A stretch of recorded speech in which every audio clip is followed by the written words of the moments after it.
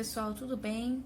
Que é a professora Isabela, de Biologia, né? Estamos aqui para mais uma aula e eu vou continuar do assunto da semana passada, né? Nós vamos relembrar aí a aula, do que teve na semana passada, fazer uns breves comentários, finalizar o assunto dos carboidratos e fazer a correção dos glicídios. Na semana passada a gente viu sobre água, sais minerais que fazem parte dos inorgânicos, os compostos orgânicos que são carboidratos, proteínas, lipídios, vitaminas e os ácidos nucleicos. Queria ressaltar sobre os sais minerais, falar um pouquinho mais, que eles, além das funções que eu já falei, sobre ativadores enzimáticos, controlam pH, equilíbrio osmótico, que é o equilíbrio da água, eles estão classificados, tem ali duas classificações dos sais minerais. Então, eles podem ser solúveis e insolúveis. A forma iônica, na forma solúvel, gente, é que ele está dissolvido na água ou no líquido em que ele está, geralmente na água, Na biologia, a água é o solvente universal. Então, os sais minerais, eles podem ser solúveis, que estão dissolvidos na água. E aí eles formam íons, Eles estão em formas de íons, que são moléculas carregadas. Aí temos aí na parte de química os cátions e os ânions, O professor de química aí pode até explicar melhor para vocês sobre os íons. E temos a forma imobilizada, que é a classificação insolúvel, em que eles não estão dissolvidos na água, eles estão na composição, em estruturas sólidas, na composição esquelética e de sustentação. Esses sais minerais fazem parte aí do esqueleto, dos ossos, dos dentes, e qualquer modificação, nisso pode dar problema tanto na forma iônica, que é no metabolismo, A forma solúvel dos sais minerais é muito importante para o metabolismo, e a forma insolúvel é importante na composição aí de ossos e dentes, por exemplo, ok? Aí também é importante aí também nos pólipos de corais, que é um tipo de esponjas, ou carapaças de algas diatomáceas, entre outras. São uma classificação de algas, ok? Aí nós temos essa classificação de sais minerais, não se esqueçam. Vimos aí sobre os carboidratos, que são macronutrientes. Aí nós estamos falando de compostos orgânicos, aqueles que possuem carbono, hidrogênio e oxigênio. Vimos aí sobre a sua classificação, podem ser monossacarídeos, disacarídeos, polissacarídeos. Nós falamos um pouco sobre os monossacarídeos, tem essas três tem essas três moléculas importantes, a glicose, frutose e galactose. Os disacarídeos temos a sacarose, lactose e maltose. E hoje nós vamos falar dos polissacarídeos, Ainda tá faltando mais umzinho aqui, que é a quitina, que também aparece muito em vestibular, Então, nós vamos falar sobre os polissacarídeos, resultantes da união de centenas de monossacarídeos e disacarídeos. Importante também dizer, que os polissacarídeos, eles são polímeros.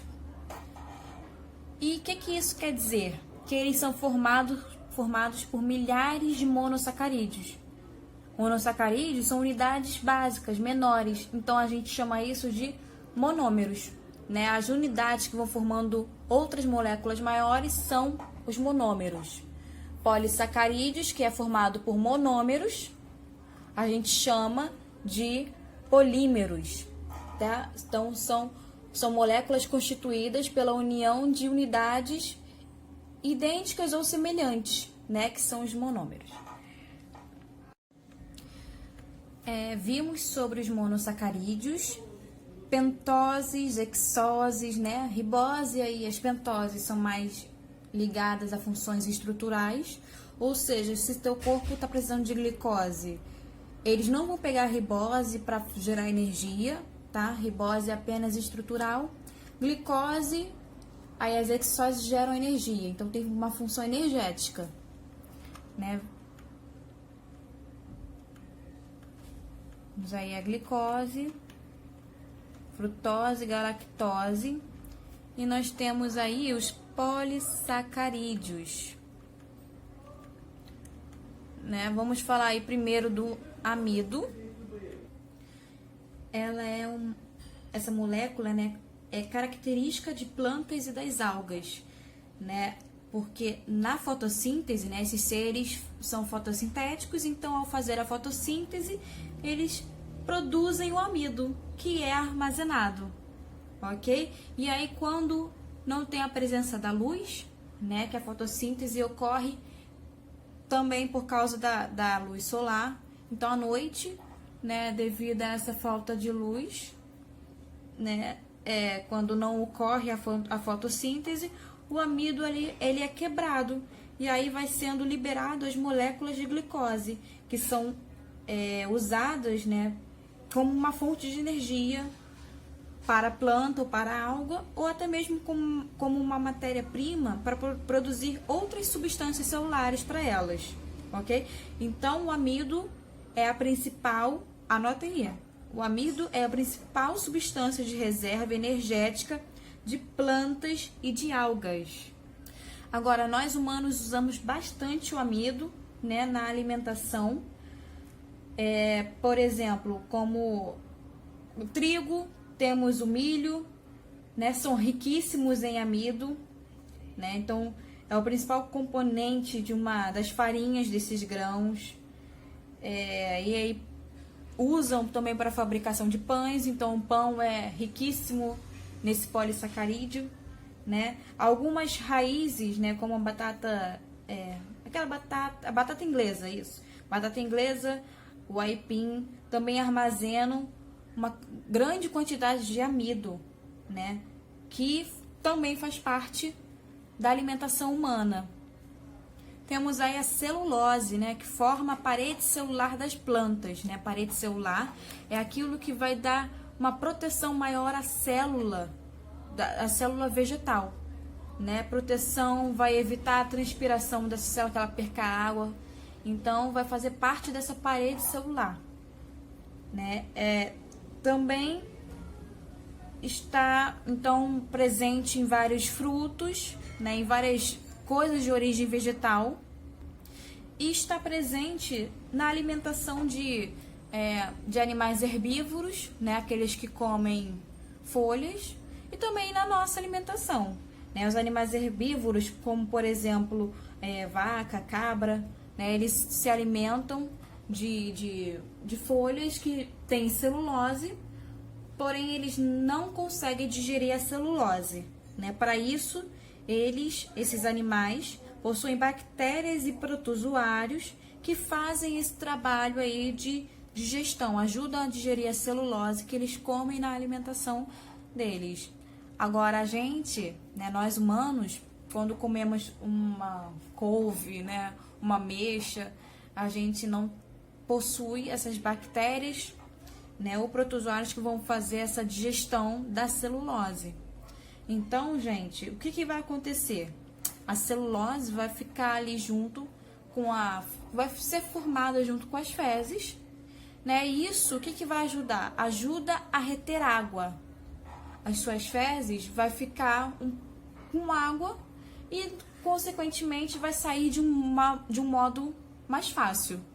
Celulose, na nossa alimentação, nada mais é que as fibras, né? As fibras, elas retêm água no intestino, fazem esse bolo alimentar crescer, aí o nosso intestino entende que já está na hora de evacuar, né? E aí libera, né, um bolo alimentar bastante escorregadio, né? Porque está ali com água. Então é importante sim comer fibras com água, porque fibra sem água também pode dar ruim, tá bom? Então tudo aquilo que tem origem vegetal, né, tem celulose. Por exemplo, as folhas, né, as folhas de livro, folhas de caderno têm celulose, mesa, cadeira, são tudo constituídos por moléculas de celulose mesmo. A quitina já está mais ligado a insetos, né, artrópodes, a todo o grupo de artrópodes, né, forma o exoesqueleto dos artrópodes, forma a parede celular dos fungos, e temos aí o glicogênio, que também é super importante, uma reserva de glicose nos animais, né? A função dele é semelhante ao amido das plantas, que usam como reserva de energia. No glicogênio, a reserva de energia na gente é o glicogênio, né? Então, assim, quando se come carboidratos, né, as células do fígado, eles vão retirar a glicose do sangue. E aí, eles vão fazer uma transformação que é em forma de glicogênio.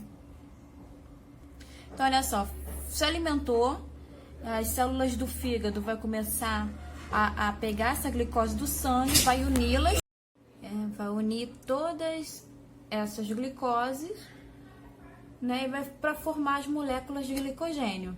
Aí, quando a taxa de glicose no sangue está baixo, aí o fígado faz, as células do fígado faz ao contrário. Elas quebram a molécula de glicogênio e vai revertendo em moléculas de glicose. E, claro, vão ser devolvidas aí para o sangue, né, que a leva a todas as células do corpo. Né? Então, esses aí são os 4 polissacarídeos importantes em pré-vestibular. Nós temos aí alguns alimentos que contêm carboidratos, né, o arroz, massas, né, pães, sucos, nozes, tudo isso aqui tem bastante carboidratos.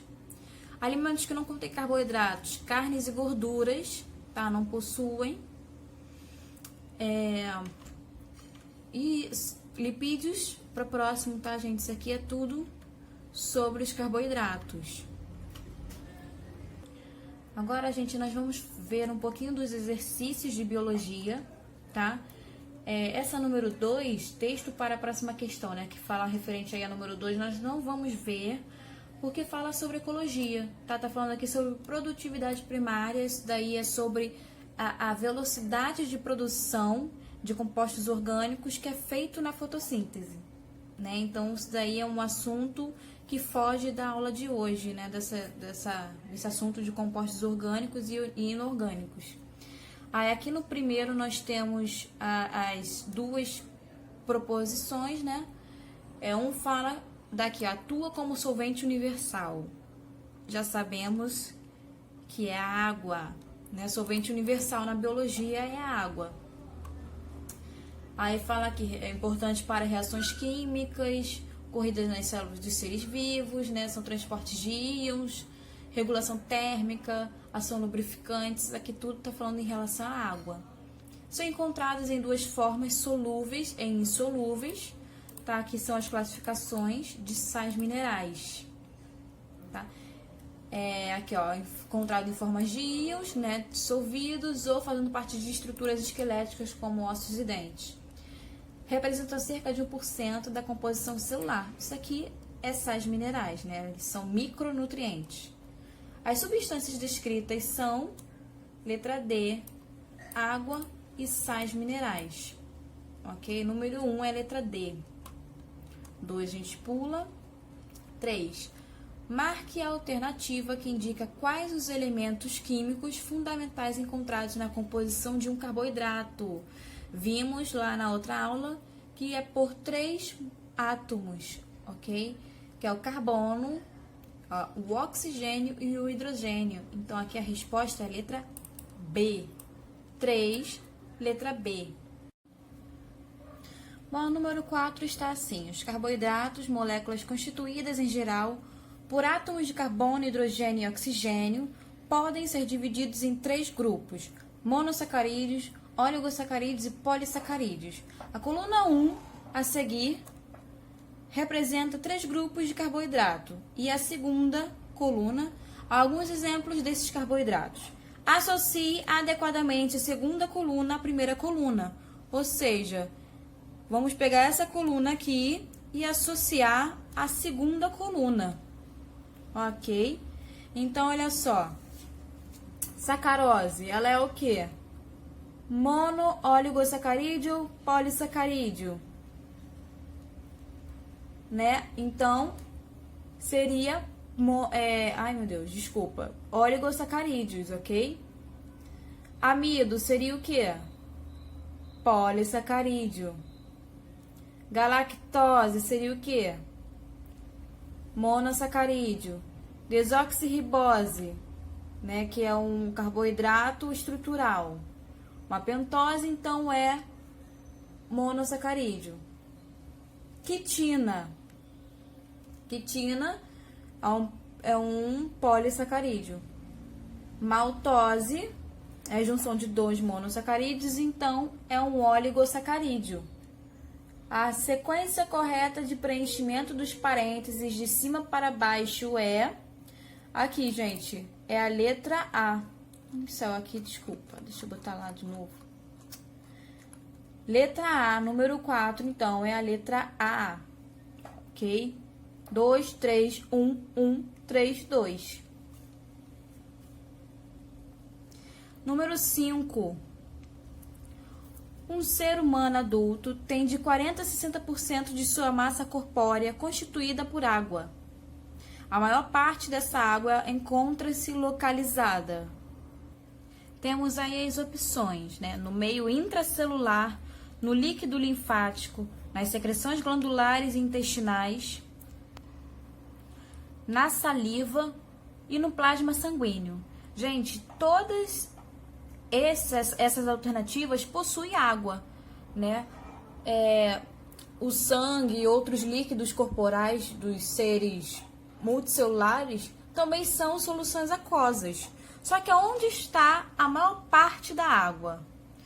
Se a gente pensar que cada célula tem o seu meio aquoso, né, que se chama de citosol, né, composto por água, então imagina aí todos os tecidos do corpo, um organismo inteiro, que é constituído por milhares e milhares de células, tem aí em sua maior parte, né, no seu meio intracelular, a água como um composto aí em maior quantidade.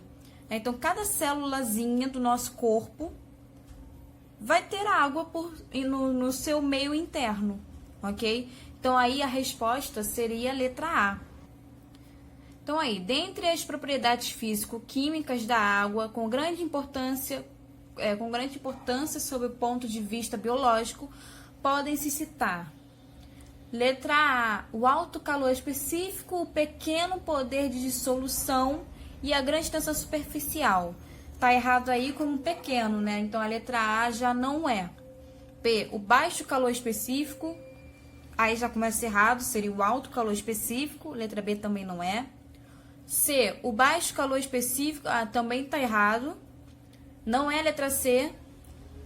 D, o alto calor específico, o alto poder de dissolução e a pequena tensão superficial. Esse último aí, né, não está correto. Pequena, não é nada de pequeno, né? É alta tensão superficial da água.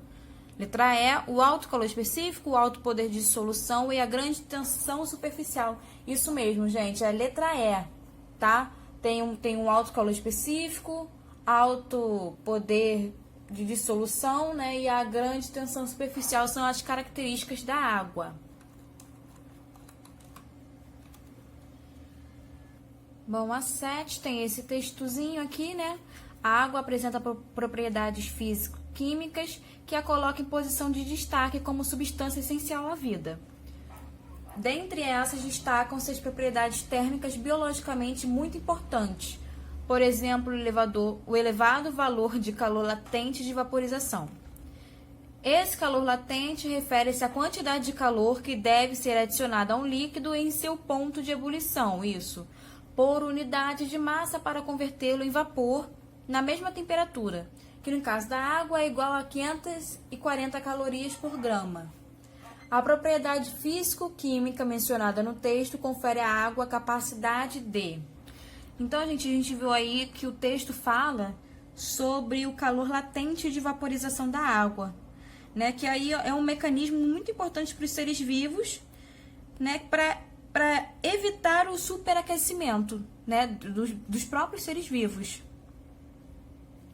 Então, quando no texto fala, né, sobre o ponto de ebulição, está falando sobre a evaporização da água. E usando como exemplo nós mesmos, né, nós temos o suor da nossa pele, que ajuda a resfriar a superfície do nosso corpo. Então, o alto calor específico e o calor latente de vaporização são duas características da água que ajudam aí a preservar a nossa temperatura corporal. Então, a resposta tem que ter a ver com isso. Então, aqui é a letra A. Servir como doador de elétrons no processo de fotossíntese. Não tem nada a ver. Vamos subir aqui. Letra B. Aqui, B. Funcionar como regulador térmico para os organismos vivos. Sim. Vamos ver os outros. Agir como solvente universal nos tecidos animais e vegetais. Isso daí tem a ver com dissolução. Não foi o que estava se tratando no texto. Transportar os íons de ferro, do magnésio também não. Funcionar como mantenedora do metabolismo nos organismos vivos, não. Aqui está falando, letra B fala sobre a temperatura. Resposta, letra B, ok? Número 8.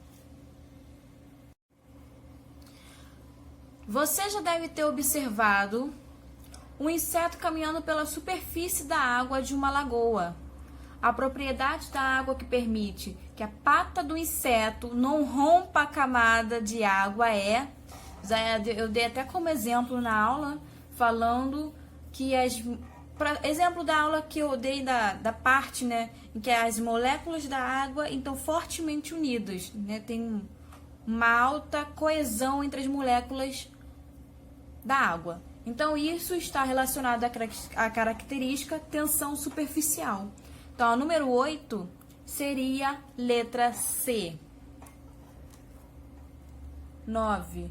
Durante uma competição esportiva, observa-se uma intensa sudorese nos atletas e tem como principal função. Essa eu já até falei, né, na questão de antes do suor, né? Então, o suor ele vai servir para resfriar o nosso corpo, né? Mantendo aí a nossa temperatura de 36, para que ela não suba mais, porque senão aí seria morte na certa, né? Temperaturas muito altas. Então, a número 9 seria a letra D, manter a temperatura corporal. É para isso que o suor serve, né? A sudorese. 10 aqui, associa os elementos químicos da coluna superior com as funções orgânicas da coluna inferior. Temos aqui magnésio, potássio, iodo, cálcio, sódio e ferro. Então, aqui, olha só, formação do tecido ósseo. Tá ligado com o cálcio. Número 4. Transporte de oxigênio. Transporte de oxigênio tem a ver com ferro, tá? Que ele vai se ligar à hemoglobina e vai fazer o transporte de oxigênio por todo o nosso corpo.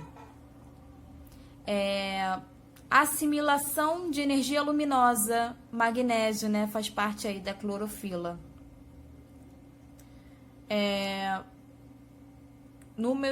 Tá repetido? Assimilação de energia luminosa. Gente, aqui tem um erro. Temos 6 opções aqui e aqui nós temos, nas respostas temos 5. Então, esse aqui tá repetido, olha. A assimilação de energia luminosa tá repetida, tá? Exclui o 1, ok? Assimilação, falei número 1, né? Equilíbrio de água no corpo. Equilíbrio de água no corpo faz o sódio. Vai fazer esse equilíbrio aí com... Isso daí a gente vai ver mais pra frente, mas vou explicar pra vocês na bomba de sódio e potássio. Transmissão de impulso nervoso. Número 2. Potássio também importantíssimo na transmissão do impulso nervoso, que vai ajudar a polarizar e a despolarizar a célula nervosa. Temos aí a 11, número 11. A maior parte dos seres vivos é constituída por água, responsável por 70 a 85% de sua massa. Considere as afirmativas abaixo relacionadas às propriedades físico-químicas da água. Temos aqui a 1. A molécula de água polarizada, ou seja, apesar de ter carga elétrica total igual a zero, possui carga elétrica parcial negativa, que faz na região do oxigênio, e carga elétrica parcial positiva em cada hidrogênio. Sim. Na água em estado líquido, a atração entre as moléculas vizinhas cria uma espécie de rede fluida em contínuo rearranjo, com pontes de hidrogênio se formando e se rompendo a todo momento. Número 2 está correta também. 3. A tensão superficial está presente nas gotas de água, sendo responsável pela forma peculiar que elas possuem.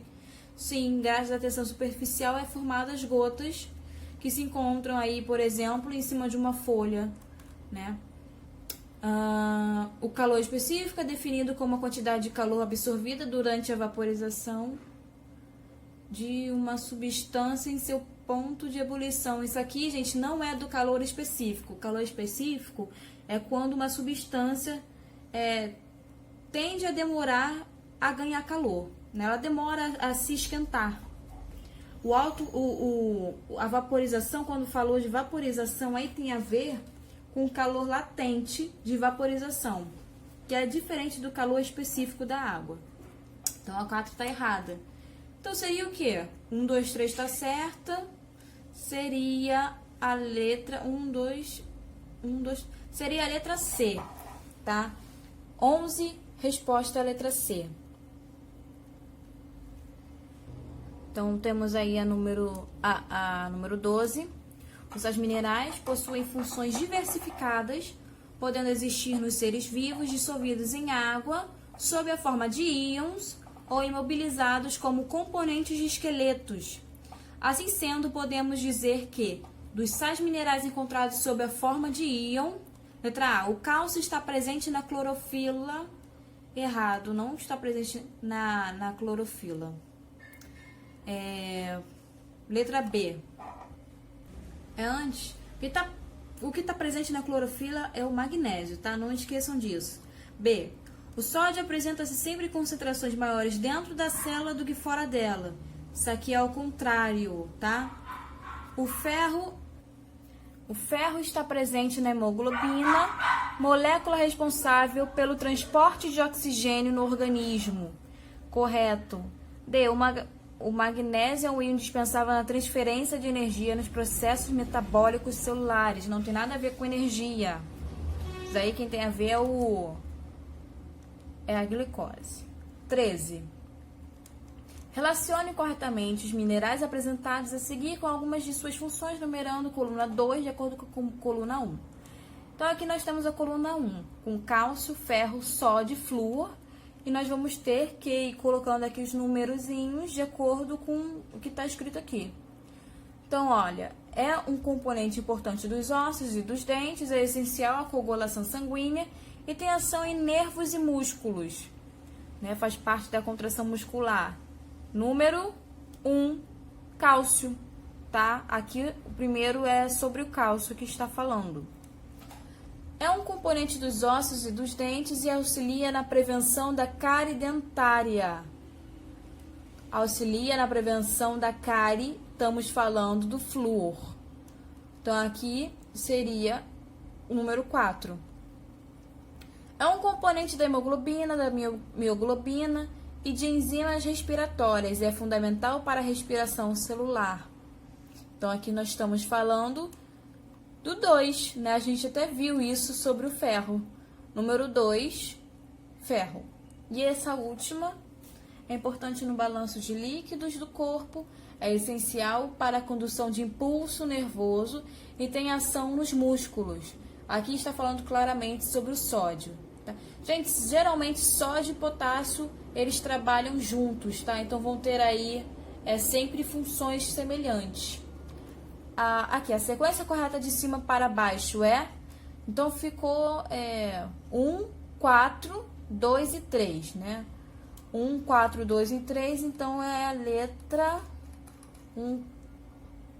Letra B. Então, a 13 seria a letra B. 1, 4, 2 e 3. Beleza? Então, é isso, gente. Próxima aula, nós vamos estar falando aí de lipídios e proteínas, tá? Que são também moléculas muito importantes para o nosso metabolismo.